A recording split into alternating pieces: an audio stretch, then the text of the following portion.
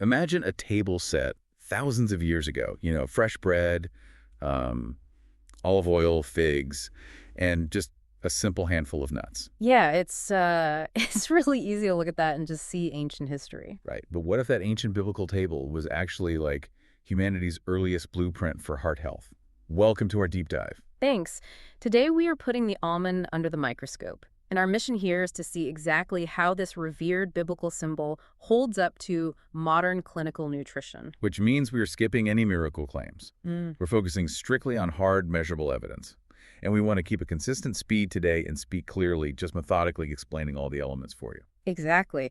So let's start with that ancient blueprint. In the ancient Near East, the almond was incredibly prized. Well, it was the very first tree to blossom at the end of winter, right? Putting out those white and pink flowers before anything else woke up. It did, and that early bloom carries immense cultural weight. I mean, in Hebrew, the root word for almond is shaked, which literally translates to watching or hastening. Oh, right.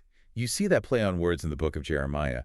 The almond branch is a symbol of being awake and swift to keep promises. Yes, and it played a role in literal miracles, too. Take Aaron's rod in the Book of Numbers, which budded and yielded almonds overnight to prove a point about leadership. It even inspired the design of the golden menorah in the tabernacle. But wait, I have a question about this. Sure, go ahead. So Jacob famously sent almonds as a premium gift to Egypt during a literal famine. Were they just prized because they bloomed early and looked pretty? Or did those ancient figures, instinctively recognize their nutritional density? Well, it's highly likely they noticed the physical benefits, even if they couldn't explain the biochemistry, because Huh. when you put that ancient intuition under a modern microscope, the symbolic vitality maps directly to biological vitality. Meaning they actually sustain you. Exactly. A single handful is packed with monounsaturated fats. Those are the same heart-healthy fats you find in olive oil. Right. Plus, you get plant protein, fiber, and vitamin E. Okay, I have a quick confession, though. I usually buy blanched almonds without the skins because they just look better in salads. Does that actually matter? Oh, it matters a lot. I mean, you are throwing away the best part. Wait, really?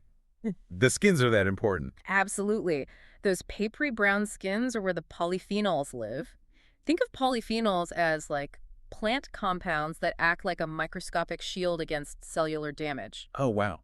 So without the skins, you lose a significant portion of the antioxidant benefit. Good to know. Okay, keeping the skins on. Got it. Yes, always keep the skins on. And if we look at the pre-DMED trial, which was a massive landmark study examining how a Mediterranean diet affects heart disease, the results for almonds were really impressive. Impressive how? They proved exceptional for lowering LDL cholesterol. That is the bad cholesterol that can build up as plaque in your arteries. Well, lowering bad cholesterol is great, but earlier in our notes, it mentioned almonds are just a supporting player for blood pressure. Why aren't they a standalone cure? It really comes down to the minerals. Almonds aren't going to dramatically drop your blood pressure overnight. Okay, so what is the actual mechanism there? What are they doing? Instead of a quick fix, they provide magnesium, which physically relaxes the muscle walls of your blood vessels, allowing them to widen. Ah, that makes sense. And I remember they also deliver potassium. Right, which helps your kidneys flush out excess sodium. That sodium-potassium balance is arguably the most important dietary influence on keeping your blood pressure regulated. So if blood pressure medications are the emergency brake, almonds are more like the daily maintenance on your engine. They're just keeping the vessel walls relaxed and balanced day in and day out. That is a perfect analogy. They do the quiet foundational work, which means how you draft them onto your daily plate requires a specific, consistent approach. Let's go through the practical application clearly. Right? The application has to match the science.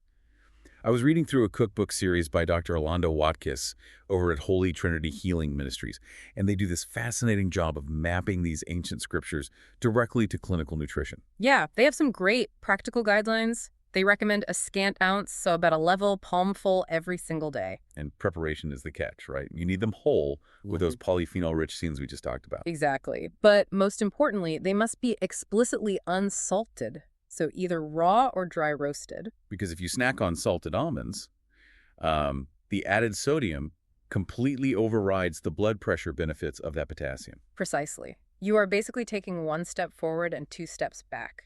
You can actually find more of that specific research at hnm.org.uk, but the core takeaway here is consistency and purity. It bridges the gap beautifully. You know, you take a food that ancient texts pointed to as a source of spiritual provision, and it turns out to be exactly what your modern cardiovascular system needs to stay resilient. I completely agree. It sustains the body on a cellular level today, just as it sustained populations millennia ago. It really does. So think back to that ancient table we said at the beginning. If a text thousands of years old highlighted a food so perfectly matched to human physiology centuries before modern medicine existed, what other everyday foods sitting in your pantry mentioned in ancient histories might hold undiscovered clinical secrets just waiting for you to explore? This is The Brief on Eating by the Book, literally, with biblical nutrition. Today we're looking at a pretty unique cookbook series by the Holy Trinity Healing Ministry that actually merges ancient scripture with modern clinical science to completely rethink our daily meals. First, you're probably wondering, how do you even merge ancient texts with modern nutrition?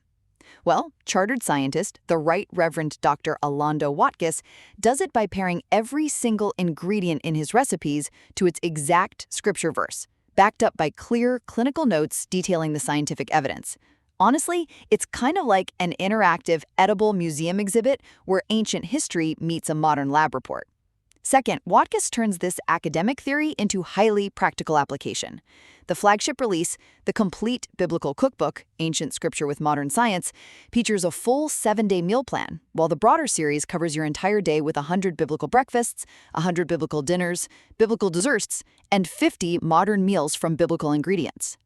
Now, it all sounds profound, but it definitely raises a fair question. Do ancient scripture-based ingredients actually translate into a quick Tuesday night dinner that a fast-paced modern family even wants to eat? Finally, you can answer that for yourself by bringing these recipes right into your own kitchen. Ultimately, growing in both faith and health is a journey that really just starts right at today's dinner table.